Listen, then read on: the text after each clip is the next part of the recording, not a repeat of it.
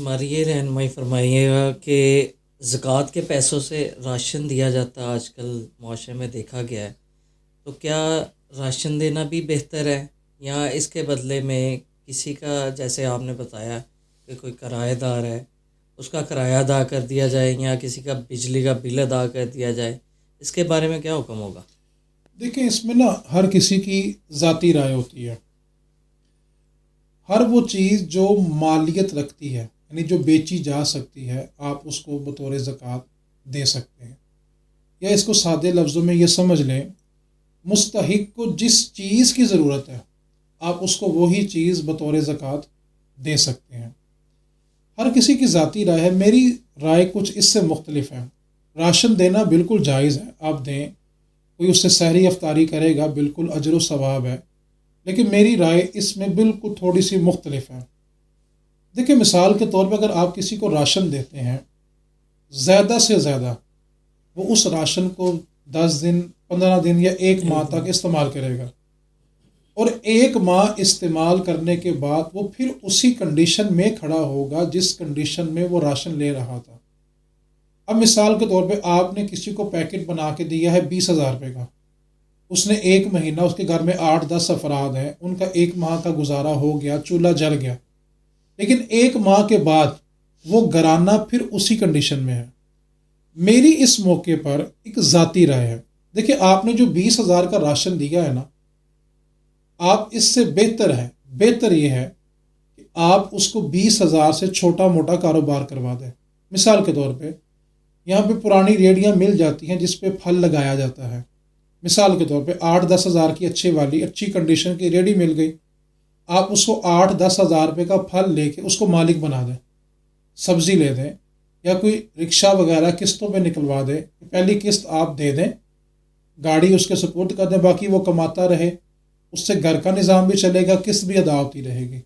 اگر آپ اس کو پھل کی ریڑھی لگا دیتے ہیں، سبزی کی ریڑھی لگا دیتے ہیں، تو آپ نے اس کو محتاجی سے نکالا ہے. پیسے اتنے لگے، زکوٰۃ بھی ادا ہو گئی.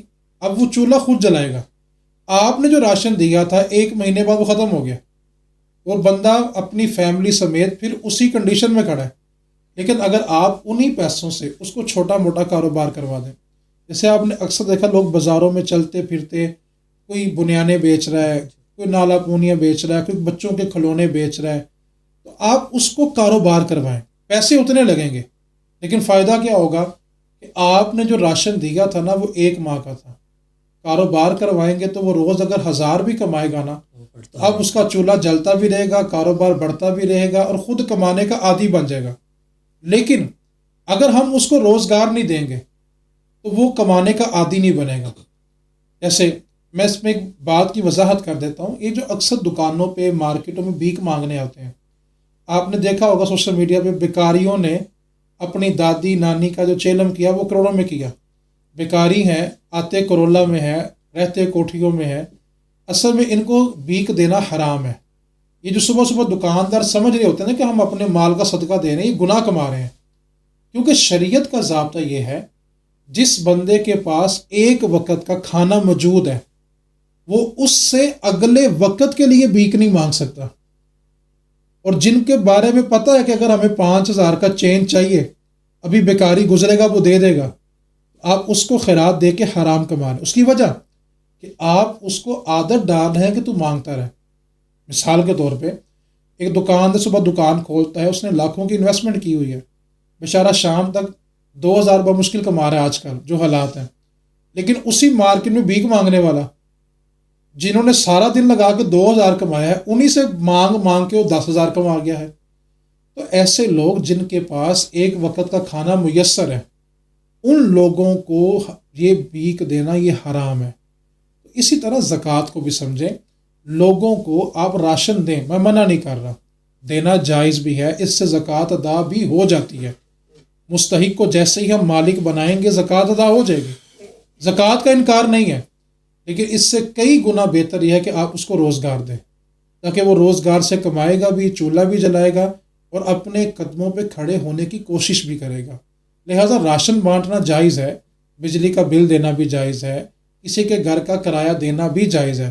لیکن ان سب سے کئی گنا بہتر ہے کہ آپ اس کو اس کے قدموں پہ کھڑا کر دیں.